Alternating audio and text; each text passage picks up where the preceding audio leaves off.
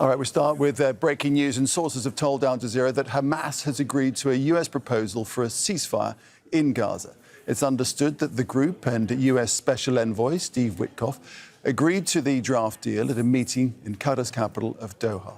Sources tell us it includes a 60-day ceasefire and the release of 10 captives alive in 2 stages.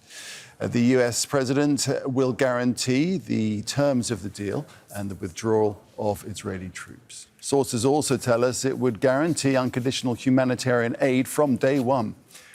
The American envoy is said to have sent the draft to the Israeli government and is waiting for a response.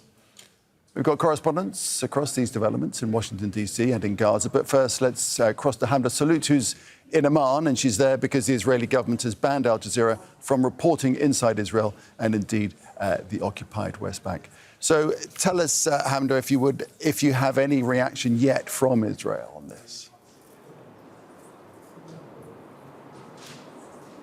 Well, we have had some reaction from the Israelis, but it's all anonymous officials speaking to media saying that these reports are untrue, that Israel has not agreed to anything, neither has Hamas, but rather that these negotiations are still ongoing. And the Israelis have noted that anything Hamas has put on the table has been unacceptable to the Israelis. But it's worth mentioning the comments of Israeli Prime Minister Benjamin Netanyahu in the most recent week, who has added new conditions for an end of the war. According to the sources who have spoken to Al Jazeera, they say that while this truce would be temporary, there would be talks ongoing for a permanent end of the ceasefire, with the Americans guaranteeing Israel's seat at the table. However, Netanyahu had outlined previously what his conditions would be for an end to the war. It's not only the release of the captives, but Hamas would also have to lay down its arms. Their leaders politically and militarily would have to be exiled. But he also noted that he wants Trump's plan for Gaza that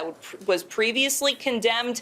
Many said it amounted to ethnic cleansing. He wants the expulsion of the Palestinian population from Gaza. Netanyahu said that that's one of his conditions for ending the war. Now, let's talk about what Hamas has previously said. They have said throughout the beginning of this year, since that ceasefire deal came into place back in January, saying that they would be willing to release all of the remaining Israeli captives in exchange for an end to the war, something that the Israelis have repeatedly rejected. But the family members of Israeli captives have long called on their government to take that deal, to take an end to the war, because it would mean the release of the remaining hostages. But Israeli officials have been publicly saying the quiet part out loud, that the captives are not their main priority right now. That coming from members of the far right like Bezalel Smotrich, who holds a pretty high-ranking position within the Israeli government. So you have Israeli officials saying one thing, saying that they want to continue the war, that they want this absolute victory. The Israeli prime minister even appointing a new security chief, head of the Shin Bet,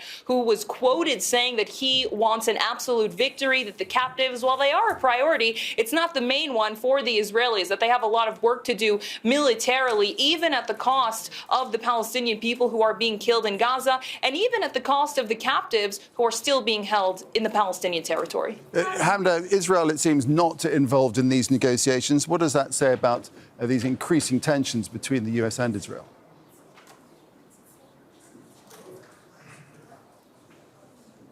Well, this would be the third time that the Americans have directly negotiated with Hamas just this year. And the first time it happened back several months ago, it was the first time in 30 years. And the Israelis were incredibly frustrated, very angry that they weren't in the loop, very angry that they weren't even notified of the negotiations that were happening behind the scenes. But the Americans hit back, saying that they didn't need anyone's permission to negotiate when it came to the lives of Americans who were being held captive. And that's what we saw just a few weeks ago when the dual national Israeli-American soldier Idan Alexander was released because of these direct negotiations between the Americans and Hamas. So Israel felt a little bit blindsided because they were out of the loop. They weren't part of those negotiations, but surely, of course, welcomed the release. And it caused a lot of stir in Israel that how could the Americans bring about the release of the captive, that they were negotiating behind the scenes, and that they wanted the Americans to negotiate on the rest of their behalf. have, saying that they still have loved ones being held in Gaza, and perhaps the Americans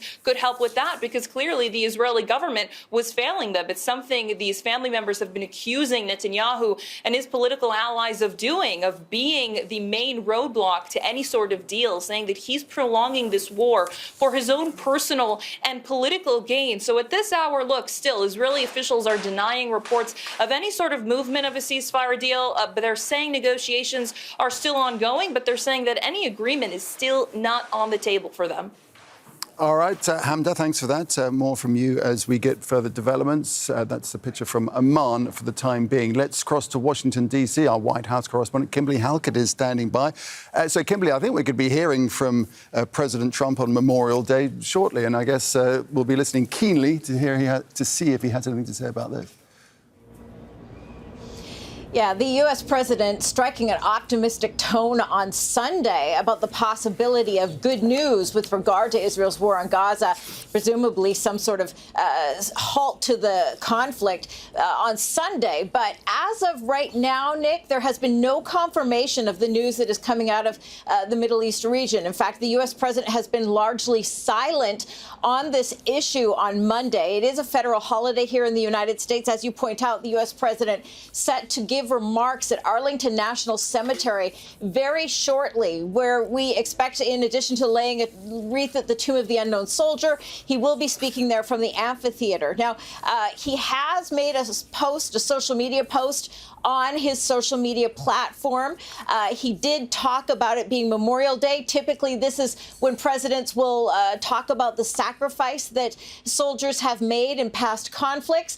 The U.S. president doing a little of that, but also railing at his political enemies with regard to domestic issues like immigration and the unhappiness with some of the rulings of judges in recent days. But with regard to the issue of Israel's war in Gaza, we have still not heard from the U.S. president. So as you point out, we are watching very carefully. But again, on Sunday, there's no question the U.S. president did hint there was some optimism looming, saying that, of course, the U.S. has opened the communications for this. He said he wants to see an end to the war in Gaza as quickly as possible. The United States wants to see if it can be stopped. All right, Kimberly, thanks for that update there. Kimberly Halkett, they're reporting from the White House. Let's cross to central Gaza, to Deir al-Balah, and Hind Khoudary joins us from there. And so, Hind, of course, for the thousands, hundreds of thousands of people in Gaza, any ceasefire can't come soon enough. Definitely, especially after the latest evacuation order in the southern parts of the Gaza Strip. Palestinians are very desperate, Nick, to any type of ceasefire. They just want to have a deep breath without airstrikes, without drones, without artillery shelling. And also the fact that the blockade that has been imposed on the Gaza Strip since the war resumed, we're talking about more than 10 weeks where Palestinians are unable to even walk. They're walking with their headaches. They can't even feed their families. And the situation, especially the food situation, is making the situation way worse on Palestinians. And this was the hardest period and the hardest blockade that has been imposed on the Palestinians from the Israeli authorities since the war began. But Palestinians now are saying, does a ceasefire mean that there is going to be a withdrawal? Does that mean that more food is going to come in? And Palestinians are very, very desperate for the fact that any ceasefire negotiation deal will reach an agreement. We're also talking about weeks since the war resumed in March. Palestinians have been targeted in schools and shelters, and there has been more Palestinians squeezed into lands. We're talking about Palestinians in Rafah and Khan Yunis squeezed into Mawasi, Khan Yunis. And we're also talking about Palestinians in Beit Lahia, Jabalia, Beit Hanun squeezed into the western parts of the Gaza City, where Palestinians are literally suffocating from the lack of food, lack of medicine, and also the lack of safety, where there has been zero safety across the Gaza Strip from the south to the north. We're talking to Palestinians and they're saying, we hope this deal reaches an agreement. We hope we're going to have a breath and we're going to have some calm moments where Palestinians still have their beloved ones trapped under the rubble. They are deprived from visiting their houses, and also the fact that Palestinians are waiting for the reconstruction and also for the Rafah crossing to open. There's a lot of hopes for every Palestinian and Palestinian family, and the ceasefire deal is more of every Palestinian dream living in the Gaza Strip right now. Indeed. We'll leave it there for now, Hind, but do appreciate your reporting there from Deir al-Balah. Thank you. Let's speak now to Ori Goldberg, who's an Israeli political commentator, joins us now from Tel Aviv. So, Ori, we have this agreement between the US and Hamas. The other critical part of this, of course, the other part of the triangle is Israel. What do you think is likely to come from the administration? I think there's a good chance that after 24 hours, give or take, of denials and protests, Israel will find a way to accede to the deal, because the truth is Israel has absolutely nowhere to go but to continue to kill Palestinians in the numbers we've seen over the past few weeks. OK, so let me just get that clear. So you think that that's a bit of obfuscation, but then Israel will agree to the terms of the deal? I think there's a good chance that Israel will. I've been wrong over the past 2 years, thinking that Israel will see the sense in agreeing to a deal once or twice. I don't remember how many times. But I think right now, really, Israel is absolutely at the end of its military, strategic, political rope. And also, I think Israel is beginning to feel the international tide turning. Israel no longer enjoys the impunity and the gross international support that it has enjoyed so far. The thing is, Benjamin Netanyahu, Israel's prime minister, laid out more red lines just a few days ago, didn't he? Saying that Hamas must lay down their arms before they would agree to a deal. Indeed, Hamas must leave the strip altogether and Palestinians must leave the strip altogether. Well, as you can see, in reality, nobody places much stock in what Israel's prime minister says. He can lay down as many red lines as he wants, and if he shows, I think, any sign or willingness to cooperate, he may be given a more graceful or elegant way of climbing down from his high horse. But Israel is not a part of what is happening in the Middle East at the moment, not as far as the United States is concerned, and certainly not as far as other Middle Eastern and international players are concerned. So where will the pressure be coming from within his administration for Benjamin Netanyahu to agree to this? It's certainly not from those of the far right. I don't think any pressure that may come from inside Israel will be effective, not from the families of the captives, not from the far right. Well, obviously, they wouldn't approve of this deal. I think the only effective pressure, the only sort of pressure under which Netanyahu might buckle, is pressure from the outside. And the reason I am cautiously optimistic now is because I think that pressure is beginning to accumulate. OK, and how is that pressure manifesting itself? Sorry to press you on this point. How do you think the pressure is manifesting itself, and from whom? The United States, I presume you're saying? I think that's a very good question. It's not just the United States. It's things that may seem minor to people who don't live in Israel, but it is the EU Commissioner for Sports who says it's time to examine Israel's participation in European sporting events. It is the boycott against Israeli scholars and Israeli investors that is growing more and more on a daily basis. I think Israelis are now beginning to understand that this is actually happening, and so is Benjamin Netanyahu. I don't think, again, that the pressure from the United States is that focused. I think Trump, if I may be allowed to make some kind of personal analysis, I think Trump looks at Netanyahu and sees a loser. Because Netanyahu has not managed to accomplish even a single goal he has set out to accomplish. And if there's one thing Trump does not like, it's losers around him.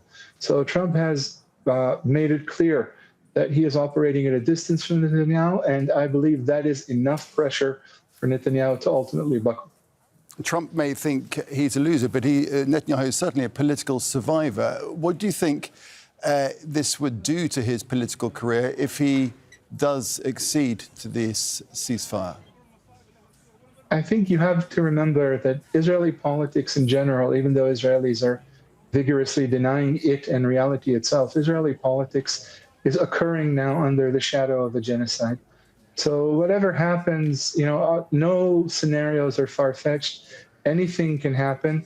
It's quite likely that Netanyahu will accept a deal and will ultimately bring the IDF to withdraw from the Gaza Strip and still manage to hold on to power until properly scheduled elections in 2026. Nothing seems extreme in this situation, but then again, nothing sticks either. Nothing Israeli politicians do seems to make a difference. They haven't defeated Hamas. They haven't destroyed Hamas. They haven't released the captives. The only thing they are doing consistently is destroying the Gaza Strip and killing its inhabitants. And that, I think, we will see that beginning to stop soon, because I think the international community has had enough. No trust is to be placed in Israelis. This is all about pressure coming in from the outside. All right, Ori, we'll leave it there for the time being. Thanks very much indeed for that analysis. We appreciate that. Thank you. Make sure to subscribe to our channel to get latest news from Al Jazeera.